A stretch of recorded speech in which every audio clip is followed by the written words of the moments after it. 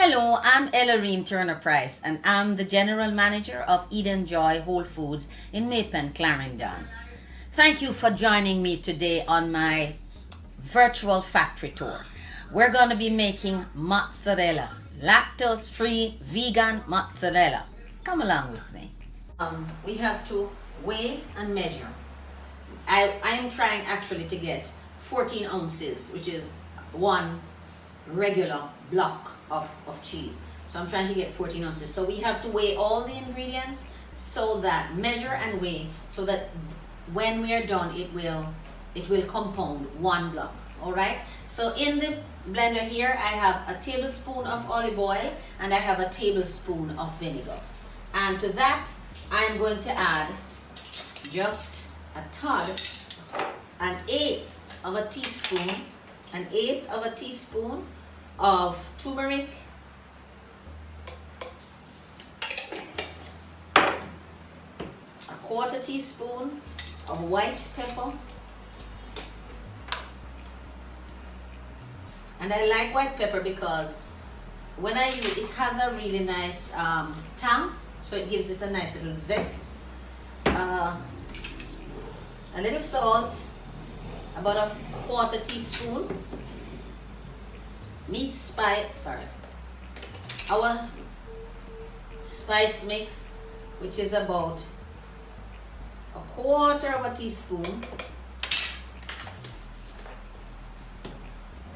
or lecithin. And our lecithin is very, very essential because it actually helps to bring the oil and all the other ingredients together. Right, and I like the lecithin because it has a beautiful flavor too. So that's about a quarter of a teaspoon because we really are making, as I said before, we're making about 14 ounces. All right. We have nutritional yeast, which really is dead yeast, but it's inactive yeast. All right, but it gives it a beautiful flavor.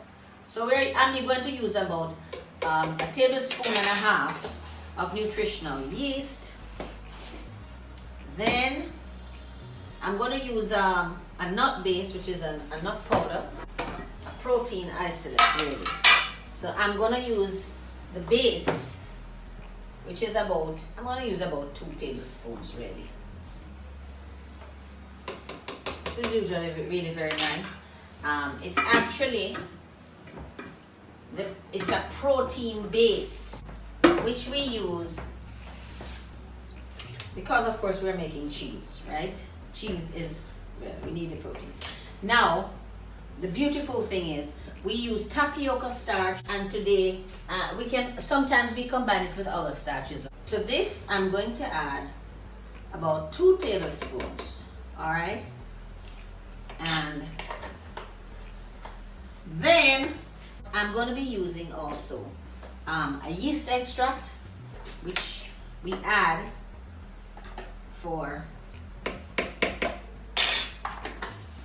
to everything else. When all of this is done, I add some bean curd.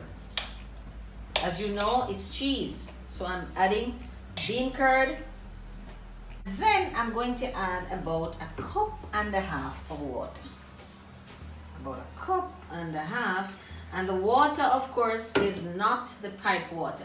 Right here I'm trying to kind of make sure that wherever I am I'm close to what I really need, and yep, so I'm about 12 ounces.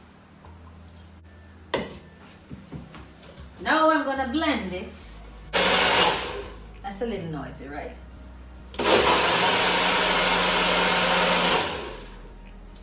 Okay, so all we need a couple of minutes and we're done.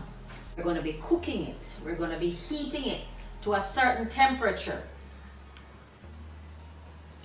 Once we get it to that right temperature, then it is ready for the mold, which is this little mold. I'm going to use this little square mold for today. Okay, here we go. Now this is a very delicate process, okay? Because what we have to do is we have to keep turning. We have to keep turning. And once the heat gets to it, it's going to start thicken. All right?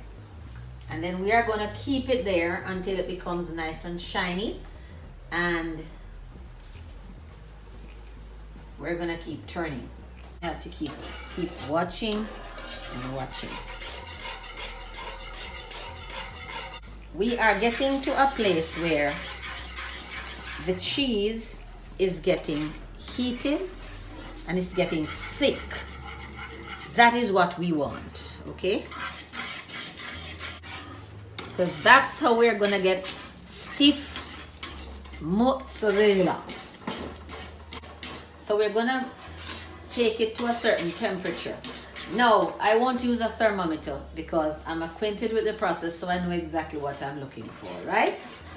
So I'm gonna lower the heat.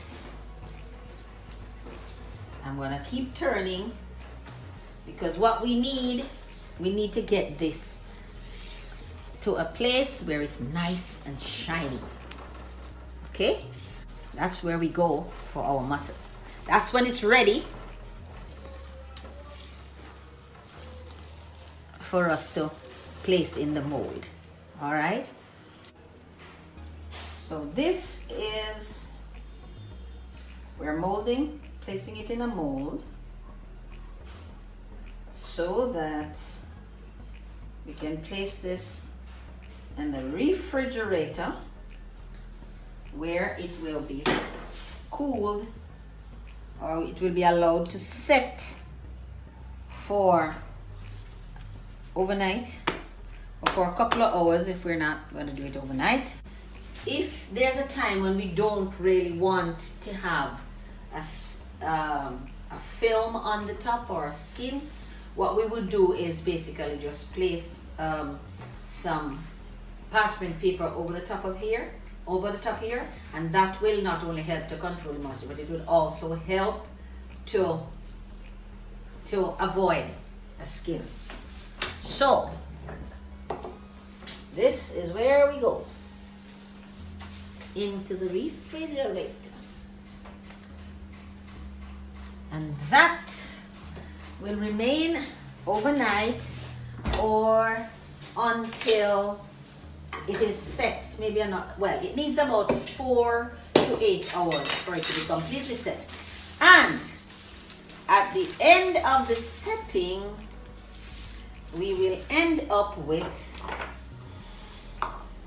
this